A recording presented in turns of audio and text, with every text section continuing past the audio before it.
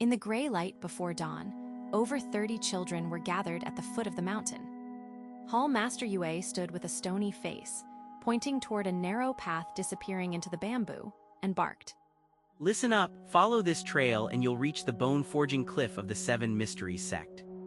First a bamboo forest, then a rock face, and at the end a sheer cliff. Reach the top before noon and you become a full inner disciple. Those who don't make the top but show real grit, you may be taken as probationary disciples. The rest of you go home.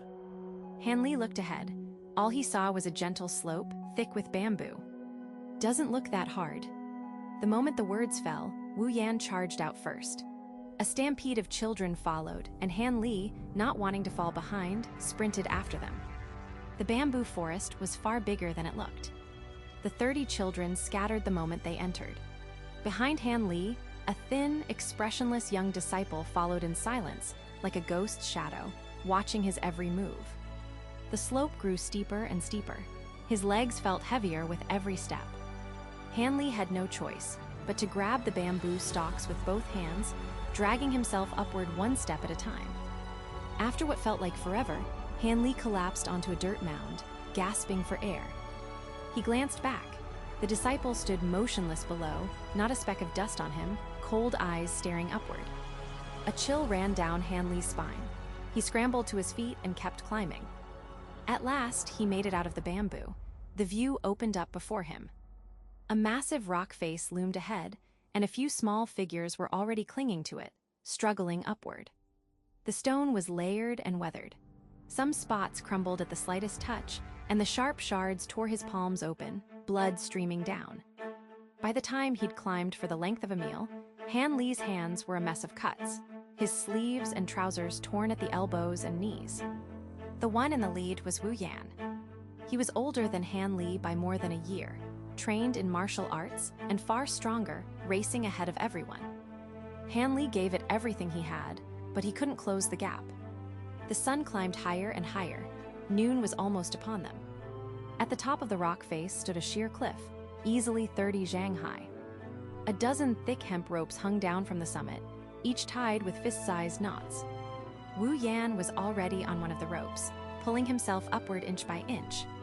Han Li watched his retreating figure and knew he'd never catch up now. The moment that thought hit, the wounds on his arms and knees flared with searing pain. His limbs went weak, his hand slipped, and he lurched downward. Han Li's heart hammered. Instinctively, he pressed his entire body flat against the rock wall, too terrified to move. He glanced down. The cold-faced disciple had dropped into a half-crouch, both arms spread wide, ready to catch him. Gratitude surged through Han Li. He gritted his teeth and inched his way toward the nearest rope. He finally grabbed it. But every ounce of strength had left his body. He could barely hold on to the knot. By then, Wu Yan had already reached the top. He looked down at the children still struggling below, raised his hand, waggled his pinky finger, and burst out laughing before turning away. Ha ha, what a bunch of weaklings. Han Li trembled with rage, gripping the rope with white knuckles, desperate to climb just one more step. But his body had completely given out. The noon sun hung directly overhead. Then, something tightened around his waist and his body lifted. Han Li felt himself caught. The silent disciple held him with one arm, climbing the rope with the other hand and both legs. 30 zhang of cliff, gone in a blink. Han Li felt a pang of sadness. He'd given it everything and still couldn't make it on his own. At the top, only 6 children sat resting. Wu Yan was chatting with a portly elder in a dark blue merchant's robe. Hall Master Yue and Protector Wang stood on either side, waiting as the remaining children were carried up one by one. 7 have passed this time. 6 will enter our 100 Forge Hall as full inner disciples. The other, Wu Yan, first to reach the top, outstanding performance. He is promoted directly to the 7 Ultimates Hall to learn the sect's supreme techniques. The blue-robed elder stroked his beard and nodded approvingly. As for the rest of you, Hall Master Yue studied the remaining children and considered for a moment. Zhang Tai, Han Li, you two didn't reach the top in time, but you showed real toughness. I can see you're not afraid to suffer. You'll train with the instructors first, In 6 months, you'll be tested again, pass and you become inner disciples, fail and you go to the outer sect. Hanli glanced at the boy who'd been called alongside him. Zhang Tai, the one who'd been hanging on the rope just behind him, also just short of the top. Protector Wang, give the rest some silver and send them all home. The children who hadn't made it bowed their heads and were led down the cliff by Protector Wang. 2 young disciples led the accepted children down the mountain path. One of them was that cold-faced disciple. The other, a thin-faced young man, noticed Hanli looking back at Wu Yan and spoke up. He's different from you lot. He's been sent to the 7 Ultimates Hall, a core disciple. Once he finishes training there, he'll be a protector at the very least. Only because his cousin's husband is the deputy sect master. He's even over the age limit and they still let him into the 7 Ultimates Hall, HMPH. Zhang Jun, are you tired of living? The deputy sect master is someone we can discuss. If anyone hears you, we'll both end up in solitary. Zhang Jun gave a cold snort and said nothing more. Hanli only half understood, but one thing was clear. Wu Yan's place in the 7 Ultimates Hall wasn't purely earned. As they passed through a dense stretch of forest, an old man emerged slowly from among the trees. In his 60s, tall and thin, with sallow skin and white hair that fell to his shoulders. He walked hunched over, coughing, as if he might collapse at any moment.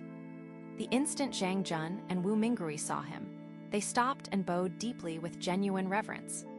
Dr. Mo, sir, is there anything we can do for you? The usually stone-cold Zhang Jun, his face was now full of respect. In his heart, this old man ranked higher than the hall master, even higher than the deputy sect master.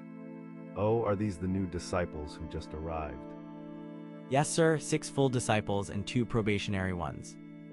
I'm short-handed these days. I still need 1 herb-gathering boy and 1 medicine-preparing apprentice. These 2 will come with me. Dr. Mo pointed casually, and his finger happened to land on Hanli and Zhang Tai. Yes, sir, being chosen by you is their great fortune. Come bow to your master. If you can learn even a fraction of Dr. Mo's medical arts, it'll change your entire lives. Hanli and Zhang Tai had no room to refuse. They followed the old man into the depths of the forest. The old man led the 2 boys along a winding forest path, turning left and right. Then suddenly, the view opened up. A lush green valley appeared before them. On the left side was a sprawling herb garden, fragrant with exotic plants whose names they couldn't begin to guess. On the right, a cluster of 10 or so buildings of various sizes. Apart from the path they'd come through, there was no other way in or out. This is Shenshou Valley. No one comes here unless they're sick or injured. You'll live here from now on. Go rest first, then come see me in the main hall tonight. You may call me Elder Mo. He paused, then added. Dr. Mo works too. With that, he turned and walked coughing into the largest building, without another word. Hanli was utterly spent. He stumbled to a wooden bed and fell asleep the moment his face hit the mattress. He was woken by Zhang Tai. He opened his eyes, and there was a massive round face, inches from his own. He nearly jumped out of his skin. Eat something quick. We need to see Elder Mo after dinner. Zhang Tai held out 2 steaming manta buns. Where did you get these? There's a big kitchen at the edge of the valley. I saw everyone going to get food, so I grabbed 2 for you. Thanks, Brother Zhang. It's nothing. I'm used to doing things back home. Feels wrong just sitting around. If you ever need help with anything, just say the word. I may not have much, but I've got strength to spare. Hanli wolfed down both buns in seconds, patted his belly, and the 2 of them headed to Dr. Mo's study. Every wall was lined with bookshelves, crammed with hundreds of texts. Dr. Mo sat deep in a wooden armchair, absorbed in a thick book, seemingly oblivious to their arrival. Hanli and Zhang Tai stood there for so long their legs went numb. Finally, Dr. Mo set the book down, took a slow sip of tea, and spoke. From this day on, you are both my probationary disciples. I will teach you the fundamentals of gathering and preparing medicines, perhaps even some medical arts. But I will never teach you martial arts. However, I have a cultivation technique to teach you. It won't help you fight, but it will strengthen your body. If you want to learn martial arts, you may go to the instructors. I won't stop you. Dr. Mo's voice turned suddenly grave. In 6 months, the only thing I will test is your progress with this technique. If you fail, you'll be sent to the outer sect just the same. Do you both understand? Yes, sir. Yes, sir. Go, come back first thing tomorrow morning. The days settled into a rhythm. Mornings, learning herbs under Dr. Mo afternoons, reading, memorizing meridians, horse stances, and basic forms with the other children. A month later, Dr. Mo began teaching them the unnamed technique. It had no name, but Dr. Mo was adamant it must never be shared. Anyone who leaked it would be expelled immediately. From then on, the technique consumed almost all of Han Li's time. 3 months passed. Han Li was shocked. His progress was agonizingly slow. After months of grueling effort, he'd produced only a faint, barely there wisp of cool energy inside his body. The other children practicing the sect's official technique could already channel a hot stream of energy, punching through tree trunks, leaping 10 feet in the air. But Han Li's strange energy, before and after running it, almost no difference. The only change, his mind felt sharper, and his appetite had grown enormously. But what good was that? Han Li nearly gave up. He thought his talent was simply too poor and began preparing himself to leave the mountain. Until one day, he learned something from Zhang Tai. After all these months of practice, Zhang Tai had produced nothing, not even a flicker. That one revelation reignited Han Li's fire. In the remaining days, he pushed himself harder and more desperately than ever before. Every spare moment went to meditation. He even tried sleeping in the lotus position, though he gave that up after a few days when poor sleep made everything worse. 6 months flew by. The day of the test had arrived. Han Li and Zhang Tai stood before Dr. Mo, hearts pounding. Zhang Tai had nothing to show for 6 months of work, not a thing. Han Li's energy had grown from a hair's thickness to maybe a cotton thread, still pathetically weak. Whether it would be enough, he had no idea. Are you ready? Show me what you've achieved. Dr. Mo seized Zhang Tai's wrist first, pressing his other hand against the boy's lower abdomen. A long silence, then he withdrew his hands, his face betraying nothing. Zhang Tai turned beet red, hid his hands behind his back, and stared at the floor. Your turn. Dr. Mo gripped Han Li's wrist. His hand was ice-cold, dry, calloused. The touch stung slightly.